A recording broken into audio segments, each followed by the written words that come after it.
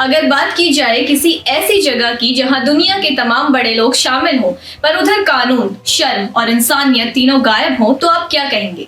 आज हम बात कर रहे हैं जेफरी एप्स्टीन की उन गोपनीय फाइलों की जिनके खुलासे ने पूरी दुनिया को हिलाकर रख दिया है। 2008 में एक 14 साल की लड़की के माता पिता ने पुलिस को बताया था कि जेफरी एप्स्टीन ने उनकी बेटी के साथ उनके पाम बीच वाले घर पर यौन हिंसा की। घर में कई लड़कियों की तस्वीरें भी मिली। एप्स्टीन को नाबालिगों से स्वैप करवाने के लिए दोषी ठहराया गया और अपराधी के रूप में रजिस्टर किया गया। इसके बाद एप्स्टीन ने फ्लोरिडा में अभियोजकों से एक समझौता किया। इसकी वजह से उसे ज्यादा जेल नहीं हुई। 11 साल बाद 2019 में उस पर फिर आरोप लगा कि वो नाबालिग लड़कियों का के लिए नेटवर्क चला रहा था। जेल में ट्रायल का इंतजार करते हुए उसकी मौत हो गई, जिसे सुसाइड बताया गया। इन दोनों जांचों में बहुत सारे दस्तावेज जमा हुए, जैसे पीड़ितों और गवाहों के बयान, उनके घरों पर छापे में मिली चीजें। 2025 के न्याय विभाग के एक मेमो के मुताबिक इस मामले में एफबीआई के पास 300 गीगाबाइट जीबी से ज्यादा डेटा और सबूत है। न्याय विभाग कहता है कि इनमें पीड़ितों की बहुत सारी तस्वीरें और वीडियोस हैं जो बच्चों के शोषण से जुड़ी हुई हैं। इन्हें सार्वजनिक नहीं किया जाएगा क्योंकि नया कानून सर्वाइवर की पहचान छिपाने की इजाजत देता है। यही जानकारी एप्स्टीन फाइल्स है जो समय समय पर जारी हो रही है। एप्स्टीन की ब्रिटिश साथी और पूर्व प्रेमिका ग्लिसलिन मैक्सवेल पर भी अलग जांच हुई। उसे 2021 में एप्स्टीन के साथ मिलकर लड़कियों का यौन व्यापार करने के लिए दोषी ठहराया।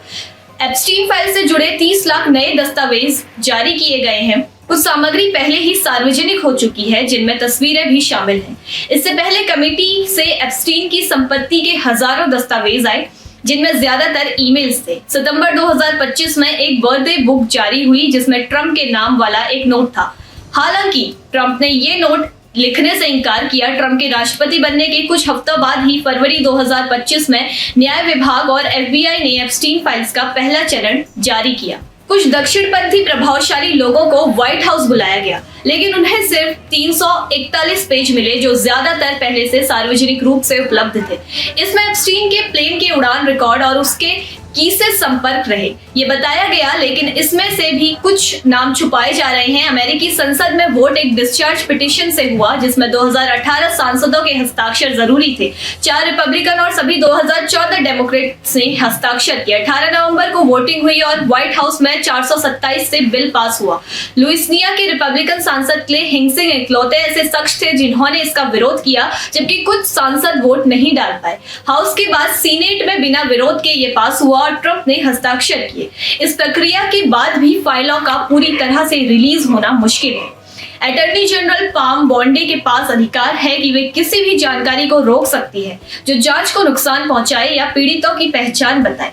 कानून में कहा गया है कि व्यक्तिगत जानकारी को रोका या छिपाया जा सकता है जो साफ तौर पर निजता में अनुचित तौर पर हस्तक्षेप कर। वॉल स्ट्रीट जर्नल के अनुसार मई में अटॉर्नी जनरल पाम बॉन्डे ने ट्रंप को बताया कि एफबीआई दस्तावेजों में उनका नाम है।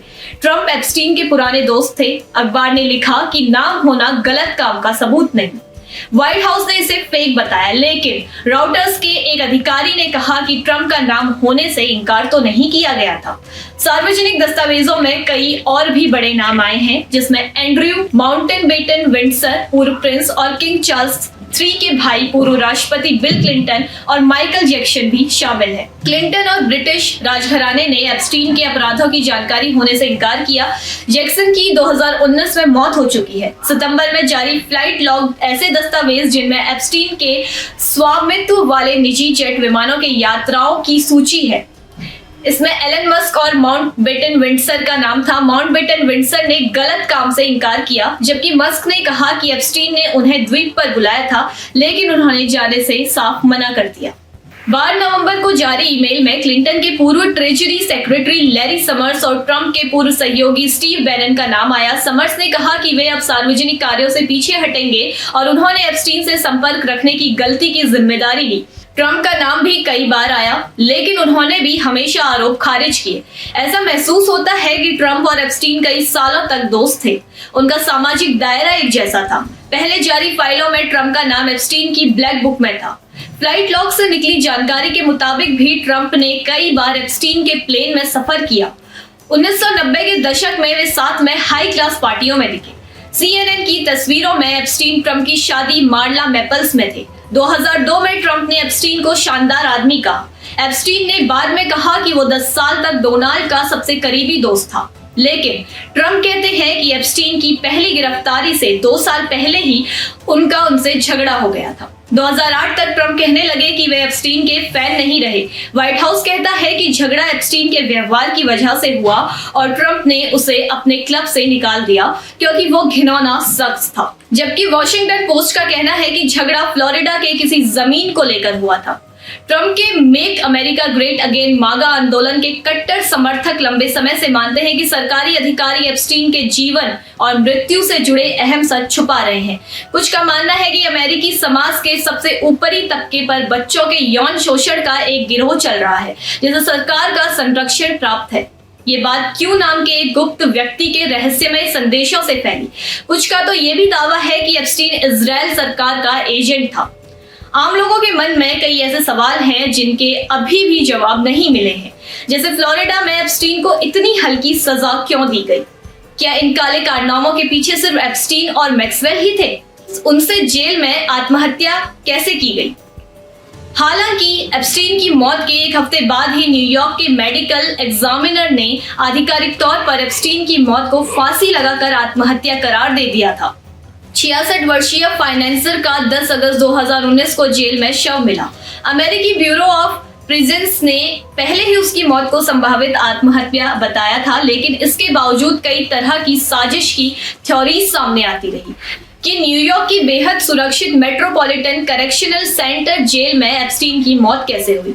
अटॉर्नी जनरल विलियम बार ने कहा कि जेल में गंभीर अनियमितताएं सामने आई हैं। इस जेल में पहले भी कई हाई प्रोफाइल कैदी रह चुके हैं, जैसे Mexican drug mafia, El Chapo और धोखाधड़ी आरोपी बर्नी मैडोफ। एप्स्टीन की मौत के बाद 2 जेल गार्डों को निलंबित कर दिया गया और एमसीसी के एक वार्डन को अस्थायी रूप से हटा दिया गया, क्योंकि रिपोर्ट्स ने कहा था कि एप्स्टीन की यूनिट में जरूरी हर 30 मिनट की निगरानी ठीक से नहीं की गई थी। जारी की गई इन तस्वीरों में अमेरिका के पूर्व राष्ट्रपति बिल क्लिंटन दिखाई देते हैं। एक तस्वीर में वे स्विमिंग पूल में तैरते नजर आ रहे हैं। दूसरी तस्वीर में वे पीठ के बल लेटे हुए हैं, उनके हाथ सिर के पीछे रखे हुए हैं। ये तस्वीर हॉट टब की लगती है। 1990 के दशक और 2000 के शुरुआती सालों में क्लिंटन की जेफरी एप्स्टीन के साथ कई बार तस्वीरें ली गई थी। ये सब एप्स्टीन की पहली गिरफ्तारी से पहले का है। क्लिंटन ने यह भी कहा कि उन्हें एप्स्टीन के यौन अपराधों की कोई जानकारी नहीं थी। क्लिंटन के एक प्रवक्ता ने नई तस्वीरों पर प्रतिक्रिया दी है। उन्होंने कहा कि ये तस्वीरें कई दशक पुरानी हैं। प्रवक्ता एंजल उरेना ने सोशल मीडिया पर लिखा, वे चाहे तो 20 साल से भी पुरानी धुंधली तस्वीरें जारी कर सकते हैं, लेकिन ये मामला बिल क्लिंटन से जुड़ा नहीं है। ये ना पहले था और ना आगे होगा। उन्होंने लिखा, यहाँ 2 तरह के लोग हैं। पहला ग्रुप वो है जिन्हें कुछ पता नहीं था और उन्होंने अपराध सामने आने से पहले ही एप्स्टीन से दूरी बना ली। वही दूसरा ग्रुप वो है जिसने उनके एप्स्टीन अपराध सामने आने के बाद भी उससे संबंध बनाए रखे। हम पहले ग्रुप में आते हैं। दूसरे ग्रुप के लोग चाहे जितनी देरी करें, सच्चाई नहीं बदलेगी। हर कोई, खासकर ट्रंप के समर्थक, जवाब चाहते हैं। बलि का बकरा नहीं है। अमेरिकी न्याय विभाग ने दिवंगत यौन अपराधी जेफरी एप्स्टीन से संबंधित अपनी जांच फाइलों से दस्तावेजों का एक नया जत्था जारी किया है, जो उस कानून द्वारा अनिवार्य खुलासों की श्रृंखला को जारी रखता है, जिसका उद्देश्य एप्स्टीन द्वारा नाबालिगों के यौन शोषण और डोनाल्ड ट्रंप और बिल क्लिंटन जैसे प्रभावशाली व्यक्तियों के साथ उनके संबंधों के बारे में सरकार को जो कुछ भी पता था उसे उजागर करता है। जेफरी एप्स्टीन कौन थे?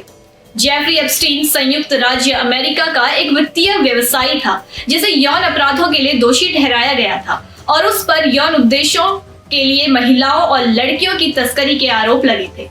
बाद में वो करोड़पति बन गया और धनी व्यक्तियों, प्रभावशाली राजनेताओं और यहाँ तक कि शाही परिवारों के सदस्यों से नेटवर्क में जुड़ गया। एप्स्टीन को जुलाई 2019 में फ्लोरिडा और न्यूयॉर्क में नाबालिगों की यौन तस्करी से संगीन आरोपों में गिरफ्तार किया गया था, जिससे पहले 2008 में भी उन्हें कानूनी दिक्कतों का सामना करना पड़ा था, जब उन्होंने एक विवादास्पद समझौता किया था जिसके तहत उन्हें इसी तरह के अपराधों के लिए केवल 13 महीने की सजा सुनाई गई थी। उनके कार्यों की दोबारा जांच के चलते 2019 में उन्हें गिरफ्तार किया गया, लेकिन अगस्त 2019 में जेल में ही उनकी मृत्यु हो जाती है, जिसे आत्महत्या बताया जाता है। 19 दिसंबर 2025 को एप्स्टीन फाइल्स ट्रांसपेरेंसी एक्ट के तहत न्याय विभाग ने जेफरी एप्स्टीन और उनके सहयोगियों के अपराधों से संबंधित लाखों दस्तावेज जारी किए। एप्स्टीन फाइल्स एप्स्टीन द्वारा किए गए यौन तस्करी से जुड़े 2 आपराधिक मामलों की जांच से संबंधित दस्तावेज का एक व्यापक संग्रह था। उनकी मृत्यु के बाद इन फाइलों की सामग्री उल्लेखित व्यक्तियों और उनकी संलिप्तता से संबंधित परिस्थितियों के बारे में चर्चाएं तेज हो गई। 2025 तक ये पूछताछ और अन्य मुद्दे राष्ट्रपति डोनाल्ड ट्रंप के दूसरे कार्यकाल के दौरान विवाद का स्रोत बने गए, क्योंकि उनसे कुछ कट्टर समर्थकों ने भी एप्स्टीन मामलों से संबंधित जानकारी का खुलासा करने में उनके प्रशासन की अनिश्चितता पर विश्वासघात की भावना व्यक्त की। यहाँ एप्स्टीन की गोपनीय फाइलों में उल्लेखित कुछ हाई प्रोफाइल व्यक्तियों की चुनिंदा सूची दी गई है। हालांकि ये पूरी सूची नहीं है, लेकिन इनमें से किसी पर भी अभी तक किसी भी प्रकार के गलत काम का आरोप नहीं लगाया गया है। दलाई लामा के कार्यालय का कहना है कि आध्यात्मिक नेता की एप्स्टीन से कभी मुलाकात नहीं हुई है। दलाई लामा के कार्यालय ने कहा कि हम स्पष्ट रूप से पुष्टि करते हैं कि परम पावन ने कभी जेफरी एप्स्टीन से मुलाकात नहीं की है और ना ही उन्होंने अपनी ओर से किसी को भी उनसे मिलने या बातचीत करने की अनुमति दी है। दलाई लामा के कार्यालय ने रविवार 8 फरवरी 2026 को कहा कि उनकी मुलाकात कभी भी दोषी यौन अपराधी जेफरी एप्स्टीन से नहीं हुई थी। ये बात चीनी मीडिया द्वारा अमेरिकी सरकार द्वारा जारी की गई फाइलों के एक जत्थे में तिब्बती बौद्ध नेता के नाम का उल्लेख किए जाने की खबरों के बाद सामने आई। ये ताकतवर लोग खुद को भगवान समझने लगे थे। 11 से 14 साल की बच्चियों का सौदा कर रहे थे जो अरबपति थे, राष्ट्रपति थे। 30 जनवरी 2026 को 35 लाख पन्नों और 18 लाख तस्वीरों का जब ढक्कन खुला तो उसे देखकर दुनिया ने कहा कि जब तक ये छुपा था तब तक ही अच्छा था, और जब पता लगा तो लोगों ने इल्जाम लगाना शुरू किया कि हम ये जानते थे कि डोनाल्ड ट्रंप रंगीन मिजाज के थे, पर वो छोटी बच्चियों के साथ ये सब करेंगे ये नहीं सोचा था। किसी ने कहा कि ट्रंप की जो बीवी मिलेनिया है वो भी इसी गंदे नेटवर्क के जरिए मिली थी, जहां पे बताया गया कि डोनाल्ड ट्रंप ने अपनी बीवी के साथ यही किया था। एक शेख का जिक्र हुआ जिसने अपनी कुंवारी बच्ची ट्रंप को तोहफे में दी। आरोप बहुत गंभीर थे। शायद तभी दुनिया हैरान है कि शक्ल से सीधे दिखने वाले, खुद को सुपीरियर पावर कहने वाले ऐसे काम कैसे कर सकते हैं। ये खबर भी निकलकर सामने आई कि दुनिया का भला करने का नाटक करने वाले बिल गेट्स को एसटीडी की बीमारी इन्हीं सब के कारण हुई, जिसके लिए वो अपनी बीवी मिरांडा से दवाइयां मंगवाया करते थे। सबसे ज्यादा हैरानी तो स्टीफन हॉकिंस को लेकर लगी। वो महान वैज्ञानिक जो शरीर से अपंग है, वो टापू पर क्या कर रहा था, इसकी तस्वीरें क्यों वायरल हो रही हैं। लोगों ने बहुत सारी टिप्पणियां बनानी शुरू कर दी। सवाल प्रधानमंत्री मोदी को लेकर भी आए कि वो एप्स्टीन से सलाह ले रहे थे। एक से एक घिनौने आरोप जो हैं वो यहाँ लगे, लेकिन कुल मिलाकर एप्स्टीन फाइल्स वो सच रहा जिसको मिलकर रईसों ने दफन कर दिया। आज के इस वीडियो में हम उन तमाम बातों का जिक्र कर रहे हैं जो इस फाइल से निकल कर आई। दावे ये भी किए गए कि इस बात से गेट्स इतनी दहशत में थे कि वो एप्स्टीन जैसे अपराधी के सामने हाथ पैर तक जोड़ रहे थे, चुपके से एंटीडोट मंगा रहे थे ताकि पत्नी को इस बात की भनक ना लगे। और यही सवाल उठा कि क्या एक अरबपति और दानवीर इतना मजबूर हो गया कि अपनी इमेज बचाने के लिए उसको क्राइम के सौदागर से मदद लेनी पड़ी। बिल गेट्स के साथ एप्स्टीन की मुस्कुराते हुए तस्वीर बिल्कुल सही है, सार्वजनिक है, लेकिन फाइल से ये संकेत मिलता है कि एप्स्टीन इनको ब्लैकमेल करना चाह रहा था। हालांकि बिल की पत्नी मेलिंडा ने ये बता दिया था कि एप्स्टीन के साथ बिल का रिश्ता उनको पसंद नहीं था, इसी वजह से उनका तलाक हुआ था। अगर ये आरोप सच हैं तो ये मानवता के लिए एक बहुत बड़ा विश्वासघात है। अब ये जनता का फैसला है कि क्या सच में गेट्स इन गंदे कारनामों के पीछे था या ये एक सफल व्यक्ति को मिट्टी में मिलाने की साजिश है। अब आते हैं डोनाल्ड ट्रंप पर कि क्या ये कुंवारी बच्चियों का गिफ्ट्स लेना पसंद करते थे।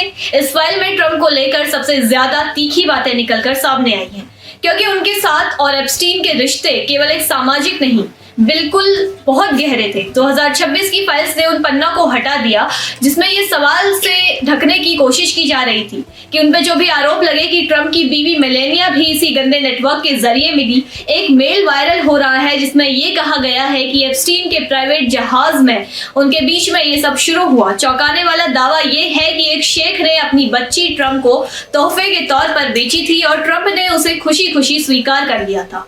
30 जनवरी 2026 को सामने आए दस्तावेजों में ट्रंप के 14 अलग अलग प्राइवेट नंबर होना ये बताता है कि वो एप्स्टीन के करीबी थे, लगातार संपर्क में थे।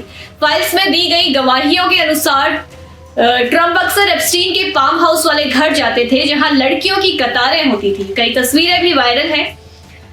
मिलेनिया एप्स्टीन और मैक्सवेल की साथ में पुरानी मुस्कुराती हुई तस्वीरें दिखाती हैं। हालांकि ट्रम्प की टीम का कहना है कि ये अंतर्राष्ट्रीय प्रोपेगेंडा है। डोनाल्ड ट्रम्प खुद कह रहे हैं कि उनको इस चीज से फर्क नहीं पड़ता, ये सब फर्जी बातें हैं।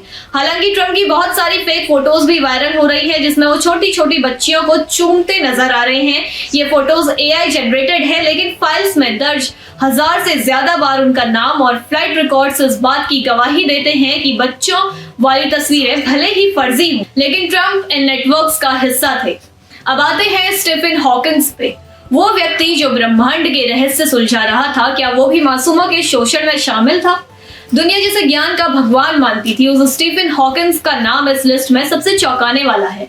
फाइलों में ये दावा किया गया है कि हॉकिंग ने एप्स्टीन के इस्लाम की यात्रा और वो वहां मासूम बच्चियों को बिना कपड़ों के नाचते हुए देखना पसंद करते थे।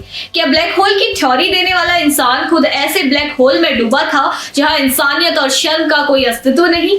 हालांकि उनकी काफी तस्वीरें AI जनरेटेड हैं और कुछ उनके परिवार के लोगों ने वायरल करी हैं। जैसे एक तस्वीर में वो समुद्र किनारे व्हीलचेयर पर दिखते हैं, ये असली है, 2026 की है। हालांकि हॉकिंग की तरफ से कहा जा रहा है कि ये आरोप गलत है। कई एक्सपर्ट्स कह रहे हैं कि हॉकिंग के नाम का इस्तेमाल इसलिए हुआ ताकि वो दुनिया को दिखा सके कि उसका टापू केवल अय्याशी का अड्डा नहीं बल्कि बुद्धिजीवों के मिलने जुलने का स्तर था। इसमें यही कहा जा सकता है कि टैलेंट और दिमाग का होना एक अच्छे इंसान होने की पहचान तो बिल्कुल नहीं है। क्या ये मुमकिन है कि एप्स्टीन ने हॉकिंग को केवल एक कवर की तरह इस्तेमाल किया हो? क्योंकि ये खबर आई थी कि उनके रिसर्च को काफी फंड किया गया था और इसमें हॉकिंग का उससे पता होना ताकि उसका ये जो गंदा धंधा है वो इज्जतदार बना दे, या फिर ये मान लिया जाए कि वो भी इस गंदे काम का हिस्सा थे, क्योंकि इसमें सभी बड़ी हस्तियों के नाम शामिल हैं। अब आते हैं एलन मस्क पर। वो शख्स जो मंगल का सपना देखते हैं, क्या वो जंगली पार्टियों के दीवाने थे? मस्क जो अक्सर सोशल मीडिया पर मानवता की बातें करते हैं, इन फाइल से उनके काले सच बाहर निकल रहे हैं। दुनिया उन्हें फ्यूचरिस्टिक किंग के तौर पर देखती है। 2022 से 13 के कुछ ईमेल हैं जिसमें एलन मस्क के दावों की धज्जियां उड़ गई।